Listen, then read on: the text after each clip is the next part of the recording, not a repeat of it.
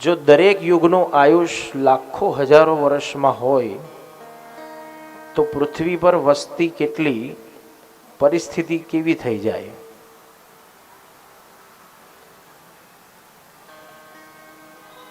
હવે હજારો લાખો વર્ષનું આયુષ દરેક યુગનું છે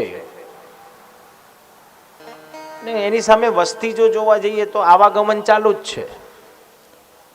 એક આવે છે, બીજો જાય છે, બીજો આવે છે, ત્રીજો જાય છે. હવે કેટલી વસ્તી થાય એ તો હવે હું ન કહી શકું, પરંતુ એની પરિસ્થિતિ કેવી થઈ જાય? જો ઈશ્વર એનું ચક્ર બંધ કરી દે તો એક કલ્પના કરો કે કુદરત એનું ચક્ર, આવાગમનનું ચક્ર બંધ કરી દે તો પૃથ્વીની દશા શું થાય? જવાનો રસ્તો બંધ પણ આવવાનો ચાલુ રહે તો દિવસે ને દિવસે વસ્તી વધતી જ જાય, વધતી જ જાય, વધતી જ જાય, પણ કોઈ ઓછો થાય નહીં. ઈશ્વરે તેથી પૃથ્વીનું બેલેન્સ જાળવી રાખવા માટે આ આવાગમનની વ્યવસ્થા કરી છે. બધાને આપણે બધાય જાણીએ છીએ કે મનુષ્ય દેહ જેણે લીધો છે એ બધાય આયા છે તો એક દિવસ એને પાછું જવાનું છે. આપણા ભાગનો કોટા હજારો લાખો શ્વાસોશ્વાસ, હજારો ગેલન જળ, હજારો મણ અનાજ આપણે બધાય આપણી સાથે લઈને આવ્યા છે. જ્યાં સુધી એ કોટા પૂરો નહીં થાય ત્યાં સુધી અહીંયાથી જવાના નથી. પણ એ કોટા પૂરો થઈ જાય પછી આપણી તાકાત નથી કે એને કાળને અટકાવી શકીએ. અને તેથી ઈશ્વરે પ્રત્યેકનું ધ્યાન રાખ્યું છે, તો સાથે સાથે પૃથ્વીનું પણ ધ્યાન રાખ્યું છે કે પૃથ્વી ઉપર ભાર ન વધતો જાય,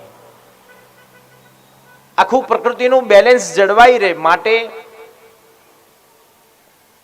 નવો જન્મે છે ને જૂનો જાય છે કે જેથી આખું બેલેન્સ જળવાઈ રહે છે.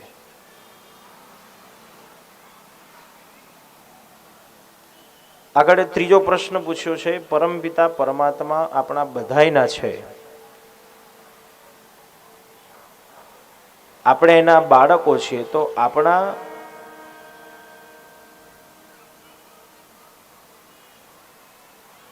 આપણા પિતા સર્વે કણકણમાં છે એવું કહેવાય. એ એમ કહેવા માંગે છે કે ઈશ્વર આપણા બધાયનો છે, પરમપિતા પરમાત્મા આપણે કહીએ છીએ તો આપણે બધા એના દીકરા છીએ. એ આપણો પરમપિતા છે, આપણે એના સંતાન છે, તો આપણે એની સ્તુતિ પણ કરીએ છીએ. ત્વમેવ માતા ચ પિતા ત્વમેવ, ત્વમેવ બંધુ ચ સખા ત્વમેવ, ત્વમેવ વિદ્યા દ્રવિણમ ત્વમેવ, ત્વમેવ સર્વમ મમ દેવ દેવ. આ આપણને નાનપણ બાલ્યવસ્થામાં નિશાળમાં શીખવાડ્યું છે કે ઈશ્વર જ આપણો માં છે, ઈશ્વર જ પિતા છે, ઈશ્વર જ બંધુ છે અને ભગવાન જ આપણા સખા છે.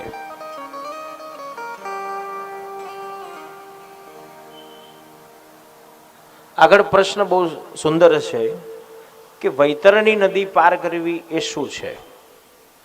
વૈતરણી નદી એનો અર્થ અનેક જ્ઞાનીઓએ અલગ અલગ પોતાના ભાવ દ્વારા કર્યો છે, પણ મને એમ લાગે છે કે વૈતરણી નદી એટલે આ સંસાર ને પાર કરવો. જેટલા પ્રેમથી આ સંસારમાં આપણે આયા હતા એટલા જ પ્રેમથી એક દિવસ આ સંસારને અહીંનું અહીં છોડીને જતું રહેવાનું.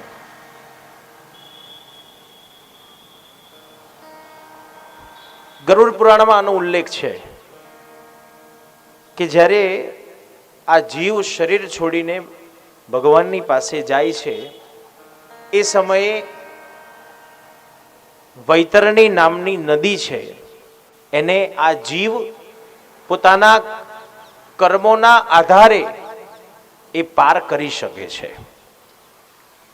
મનુષ્ય જીવનમાં જો માણસ સત્કર્મ કરશે, સારા કાર્ય કરશે, ધર્મના કાર્ય કરશે તો એને ઈશ્વરના સાનિધ્ય સુધી પહોંચવામાં કોઈ તકલીફ પડતી નથી.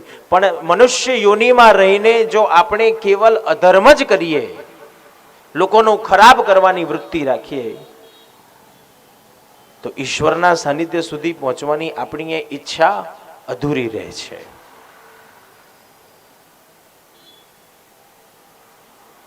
ગરુડ પુરાણમાં ઉલ્લેખ છે સ્વર્ગ અને નરકનો.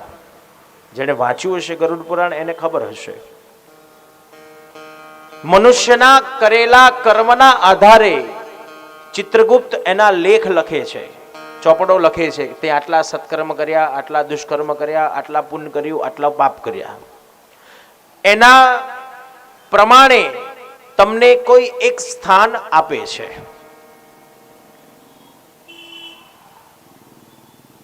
તમારું એક તરફ પુણ્યનું પલ્લું છે, એક તરફ પાપનું પલ્લું છે.